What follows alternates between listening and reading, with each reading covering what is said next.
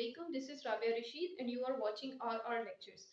اچھا آج جو ہے نا ہم بالکل ایک نیا ٹاپک سٹارٹ کر رہے ہیں جو کہ بی ایس میں ہمارے فورتھ سیمسٹر میں شامل ہے اور اس کا نام ہے بین الاقوامی ملی انسانی قانون IHL انٹرنیشنل ہیومینیٹیرین لا. اور یہ ہمارے لحاظ سے بالکل ایک نیا مضمون ہے کیونکہ اس سے پہلے ہمیں ایم اے اسلامیت میں بھی اس کا اتنا نہیں پڑھایا جاتا تھا. اس میں دو چیزیں آ جاتی ہیں کہ جنگ کے جو قوانین ہیں اور ویسٹرن اور اسلامک جنگوں کے جو قوانین ہیں اس کا ڈفرنس یا اس کا کمپیریزن آ جائے گا. ٹھیک ہے, اب یہاں پہ اس کی ہم تعریف پہ اگر آئیں کہ IHL ہے کیا, بین الاقوامی ملی انسانی قانون یا IHL انٹرنیشنل ہیومینیٹیرین لا ہے کیا, تو یہ ہے مسلح تصادم کی جنگی اخلاقیات کا قانون. یعنی جب کوئی جنگ ہوگی, مسلح لڑائی ہوگی, اور یہ بھی بات یاد رکھنی ہے کہ دو ملکوں دو ریاستوں کے درمیان, ٹھیک ہے, جو آپس میں ملک کے اندر دو گروپس کی لڑائی نہیں بلکہ انٹرنیشنل ایرینا میں دو ملکوں کی دو نیشنز کی آپس میں جو لڑائی ہوگی, اور لڑائی بھی ایسی کہ جس میں ہتھیاروں کا استعمال ہوگا, باقاعدہ ایک جنگ ہوگی, تو اس جنگ کے کیا اخلاقیات کیا قانون ہونا چاہیے اس کو IHL کہتے ہیں. ٹھیک ہے, عربی میں ہم اس کو اگر کہیں گے تو اس کو آداب القتال کہہ سکتے ہیں, یعنی قتال لڑائی جنگ کا آداب, اور انگریزی میں اس کو کہیں گے تو law of war, law of armed conflict. Armed conflict یعنی وہی ہتھیاروں کے ساتھ آپ کا کوئی کانفلکٹ ہوا ہے. اچھا, اس میں میجر جو تھیمز آ جائیں گی وہ ہیں زخمیوں کے علاج کے متعلق ہے, زخمیوں کو پوری سہولت کیسے پہنچائی جائے, قیدیوں کے متعلق احکامات ہیں کہ قیدیوں کا جو ہے قید کے دوران قتل نہ ہو, قیدیوں کے ساتھ حسن سلوک, جو پریزنرز آف وار ہے اس کو ہم ڈیٹیل میں کریں گے. پھر ہے انسانی جان اور وقار کی حرمت, کہ انسان کی جو جان ہے اس کی عزت, اس کو یعنی دوران جنگ ان چیزوں کا کیسے خیال رکھا جائے. پھر ہے کہ کم سے کم انسانی تکلیف ہو, کم سے کم نقصان ہو, املاک کا بھی ہو سکتا ہے کم سے کم نقصان, انسانوں کا بھی, کہ بہرحال جنگ انسانوں کے درمیان ہے اور انسانوں کا اخلاقیات اور قانون کے دائرے میں رہتے ہوئے جنگ کرنی ہے. یہ اس قانون کی جو ہے نا وہ ایک اساس ہے. اب آگے آ جائیں, اس کا جو ہے نا میجر ڈیفرنس وہ ہے انٹرنیشنل ہیومینیٹیرین لا, IHL اور ہیومن رائٹس لا کا کیا فرق ہے. اب بہت دفعہ جو ہے نا وہ ایسے ہوگا, اگر آپ پہلی دفعہ یہ مضمون پڑھ رہے ہیں تو آپ کے ذہن میں آئے گا کہ یہ ہیومینیٹیرین جو ہے نا یہ ملتا جلتا ہے ہیومن رائٹس سے, تو شاید یہ انسانوں کے حقوق کا قانون ہے. نہیں, یہ انسانوں کے حقوق کا ضرور ایک طرح سے قانون ہے لیکن صرف جنگ کے دوران. ہم نے یہ فرق یاد رکھنا ہے کہ IHL اپلائی کہاں ہوگا, بین الاقوامی انسانی قانون, یہ میں اس کو لکھ دوں, بچوں نے مٹا دی. IHL دوران جنگ اپلائی ہوگا, جنگ بھی ایسی جس میں ہتھیاروں کا استعمال ہوا ہے اور دو ملکوں کے درمیان ہے.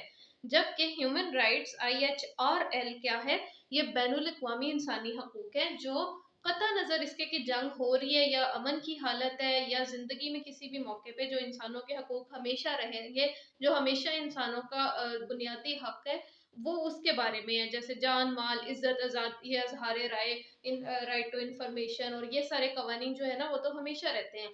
لیکن IHL اپلائی ہوگا صرف جنگوں کے دوران. ٹھیک ہے, اب میں آپ کو اس کو جو ہے نا ڈیٹیل میں کروا دیتی ہوں. بین الاقوامی ملی انسانی قانون انٹرنیشنل ہیومینیٹیرین لا IHL بین الاقوامی قانون کا حصہ ہے جس کا اطلاق صرف مسلح تصادم پہ ہوتا ہے.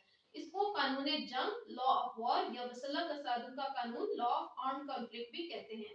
IHL کا عام فہم مفہوم یہ ہے کہ اگر ریاستوں کے مابین یا ایک ہی ریاست میں کوئی مسلح تصادم یا جنگ شروع ہو جائے تو وہ جنگ کیسے لڑی جائے گی, جنگی آداب کیا ہوں گے, یعنی کون سے قانون ہوں گے اس جنگ کے. کوئی تو رول ہوتے ہیں نا, جیسے گیمز کے بھی کوئی رولز ہوتے ہیں, لوڈو میں بھی اگر آپ کوئی رول چینج کر دو تو دو فریق آپس میں لڑ پڑتے ہیں کہ نہیں ہم تو یہ گیم ہی نہیں کھیل سکتے. تو آپ اس کو اپلائی کر لیں کہ جنگ بھی ایسے نہیں ہوتی, کہ جنگ پہ بھی کچھ نہ کچھ رولز کا اطلاق ہوتا ہے.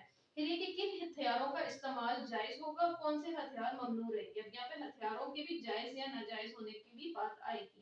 الغرض یہ ان قوانین کا مجموعہ ہے جو کسی بھی مسلح تصادم میں انسانی ہمدردی کی بنا پر نہ صرف جنگی اثرات کو محدود کرتے ہیں بلکہ ان افراد کو زندگی کے تحفظ کی بھی ضمانت دیتے ہیں جو جنگ میں شریک نہ ہوں یا جنگ میں مزید حصہ نہ لینا چاہتے ہوں. IHL کا مقصد انسانی مشکلات کو کم کرنے کے لیے جنگی کارروائیوں کو منظم کرنا ہے.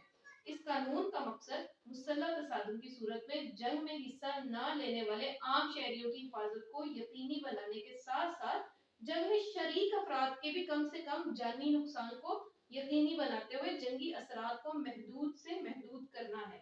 मसलन जंगी कैदियों के साथ गैर इंसानी सलूक से रोकना, इन्हें जिंदगी का तहफ़्फ़ुज़ फराहम करना, जख्मियों की देखभाल और इन्हें अस्पताल में मुंतकिल करना, जंग में मजीद हिस्सा न लेने वालों और सरनगू करने वालों की हिफाजत को यकीनी बनाना, जंग में काम आने वाले इंसानी जानों के एहतराम और वक़ार को यकीनी बनाते हुए मैयतों को बेहुरमत होने से बचाना वगैरह वगैरह, ये बैनुल अक़वामी इंसानी कानून के मकासद हैं।